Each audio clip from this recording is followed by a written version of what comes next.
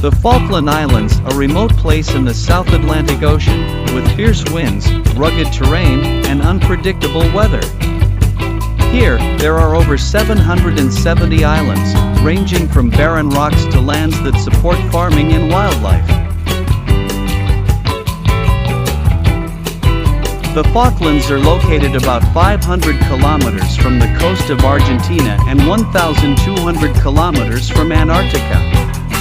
The two main islands, East Falkland and West Falkland, are separated by a narrow strait, and most of the population lives on these two islands. Life in the Falklands isn't easy. Outside the small town of Stanley, there are hardly any roads.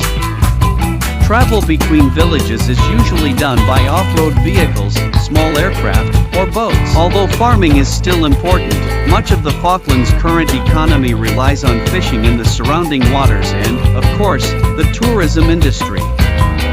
Additionally, the British military presence contributes to the island's economy and ensures their security, especially since Argentina still claims sovereignty over this land. Interestingly, in the Falkland Islands, the number of sheep far exceeds the human population, around 130 sheep per person. With that much wool, the cold isn't really a problem for the people here. Unlike most parts of the world, when Europeans arrived in the Falklands, the islands were completely uninhabited.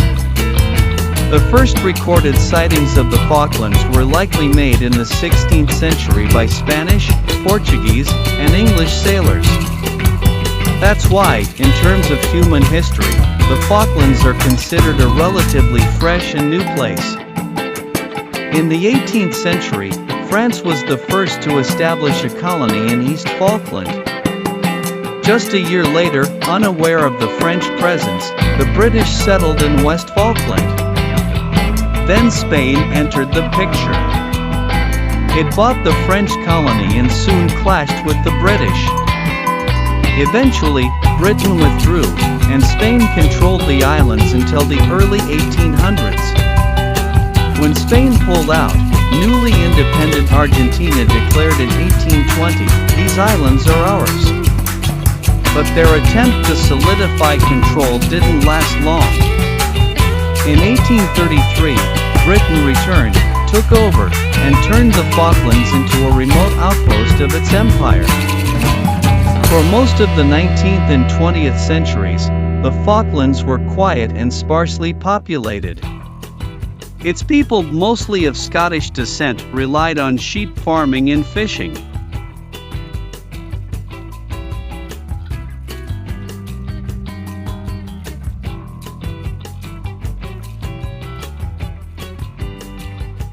But in 1982, things heated up again. Argentina invaded the Falklands, and the Falklands War began. Led by Margaret Thatcher, Britain sent a fleet, and after 10 weeks of fierce fighting, the islands were back under British control. Since then, these small islands have remained at the center of one of the world's oldest territorial disputes.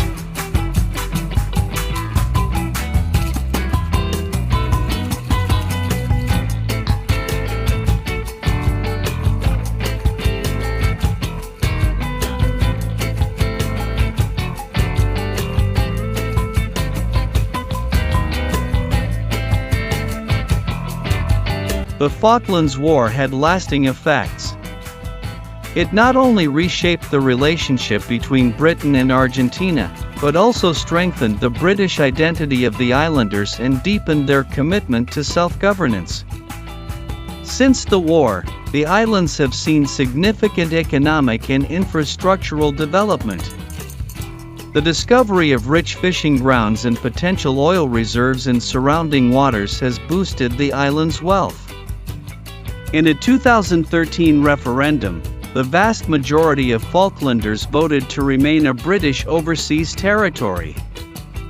That vote clearly showed the islanders' desire to maintain the current status, despite Argentina's ongoing claims. The Falkland Islands government prioritizes attracting workers with essential skills for the local economy. Jobs in agriculture, fishing, construction, and public services are in high demand, but to move here, you must first secure employment. However, even with a job offer, residency isn't guaranteed. Employers must prove that no local worker can fill the position. You might think that a small population would welcome more people, but the reality is more complex. The island's harsh geography and challenging weather conditions make the situation delicate. Infrastructure and resources are limited, and the government wants population growth to be sustainable and manageable.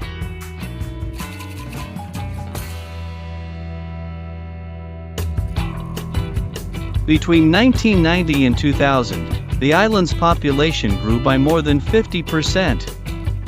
With limited resources, this boom led to strain on healthcare, housing, and transportation. To preserve its British identity and avoid outside influence, the local government also restricts immigration, especially given the ongoing political dispute with Argentina, which continues to claim sovereignty over the islands.